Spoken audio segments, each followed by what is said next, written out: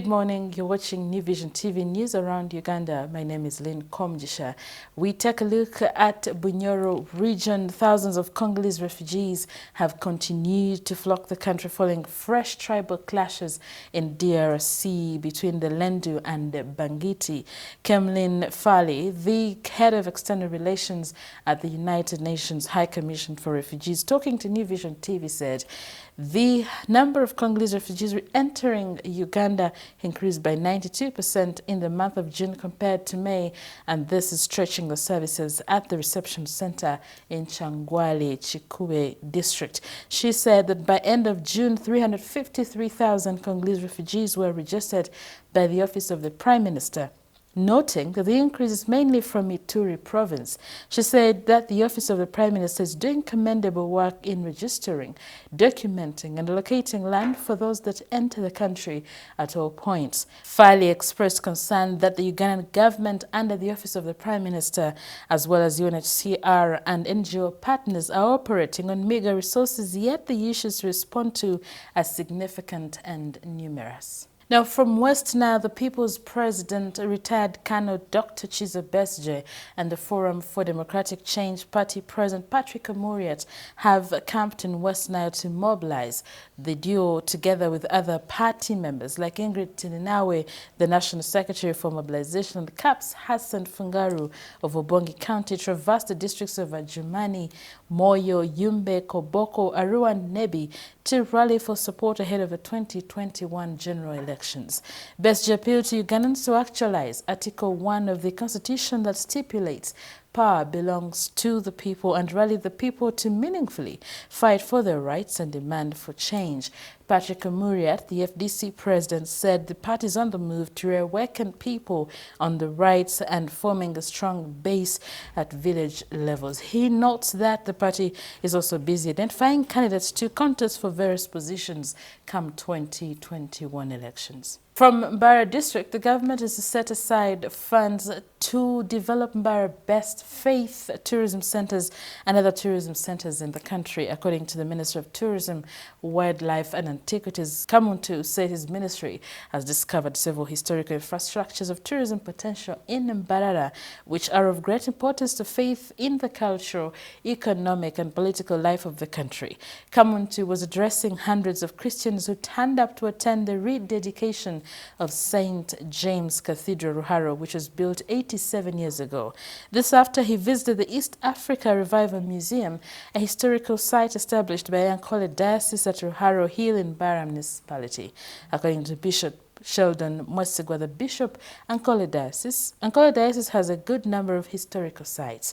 Kamuntu asked Ugandans to support locally discovered tourism sites, saying that countries like Israel are reaping a lot from tourism. We now take a quick break and look at what's making news in today's New Vision.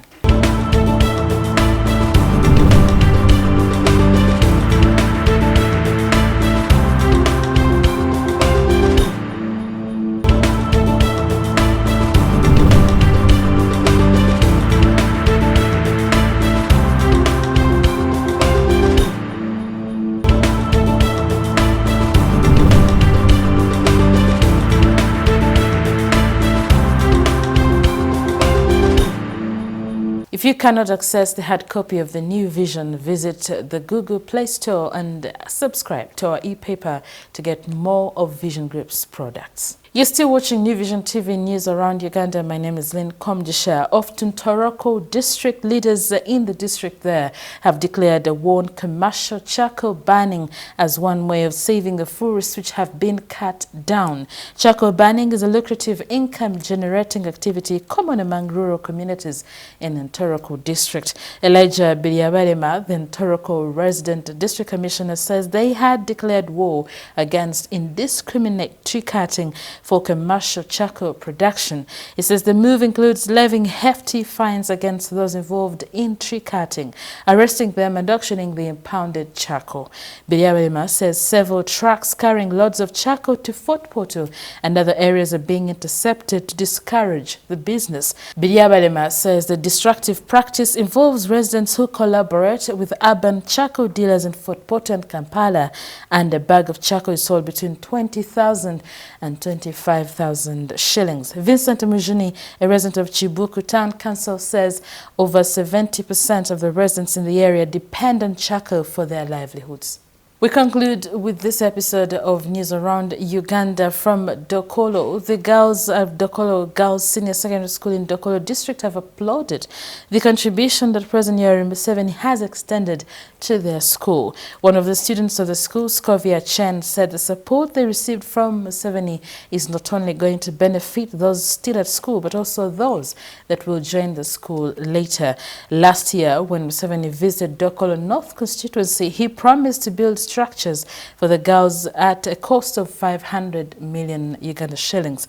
Chairperson Board of Governors of the school, Reverend Father Augustine Odongo, said they needed 500 million shillings for the construction of some of the facilities like dormitories, laboratories and the library, as well as an administration block. He added that this will cause an increase in the enrollment. The head teacher, Dokolo Girls SS, Reverend Sister Judith Adilo, said with more structures being constructed, she was sure the school will perform well. That was New Vision TV News Around Uganda. My name is Lynn Komjisha. Thank you for watching. Visit www.newvision.co.ug/video for more of these stories.